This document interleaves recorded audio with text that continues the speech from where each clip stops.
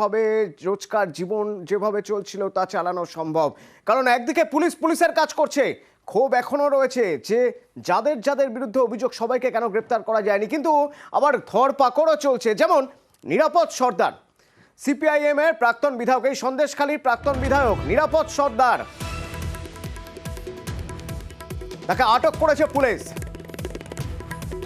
অনুপম প্রতিনিধি আমাদের সঙ্গে, অনুপম রয়েছেন। অনুপম, কেন আটক, অর্থাৎ এই কোন ঘটনার প্রেক্ষিতে আটক?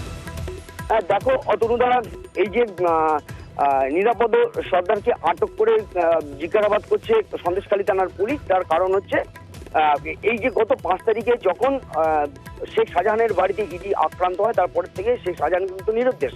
কিন্তু তারপর থেকে কিন্তু দেখা গেছে যে সন্দেশখালীর বিভিন্ন জায়গায় কিন্তু এলাকার মানুষ কিন্তু বিক্ষোভে ফেটে পড়েছে, দফায় দফায় বিক্ষোভ আন্দোলন চলেছে। এবং ওই শিবু হাজরার এবং উত্তম সর্দারের যেসব পোলট্রি ফার্ম, সেসব পোলট্রি ফার্মে কিন্তু আগুন ধরিয়ে দিয়েছে কিন্তু বারংবার, সেটাও কিন্তু আমরা বারবার আমরা দেখিয়েছি। এই যে এরপর কিন্তু শিবু হাজরা একটা 117 জনের নামে একটা অভিযোগ দায়ের করেছিল, যে অভিযোগে একদম 1 নম্বরে নাম ছিল এই নিরাপদ সর্দার, সন্দেশখালীর প্রাক্তন যে বিধায়ক সিপিআইএম এর সেই বিধায়ক নিরাপদ সর্দারের নাম ছিল। এবং এই যে এলাকার মানুষ যে বিক্ষোভ দেখাচ্ছিল, সেই এলাকার মানুষকে উস্কানি দিয়ে বিক্ষোভ করানোর কিন্তু তার বিরুদ্ধে একটা অভিযোগ। এই দুটো বিষয় নিয়েই কিন্তু তাকে আজকে আটক করে তাকে জিজ্ঞাসাবাদ করছে।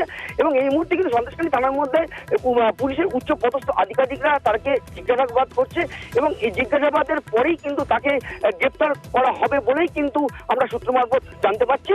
তবে এই নিয়ে কিন্তু সিপিএম এর পক্ষ থেকে কিন্তু আন্দোলন গড়ে তুলবে, বিক্ষোভ দেখাবে এবং আন্দোলন গড়ে তুলবে বলে কিন্তু আমরা কিন্তু সিপিএম এর দলের পক্ষ থেকে কিন্তু জানতে পারছি। বেশ, ধন্যবাদ।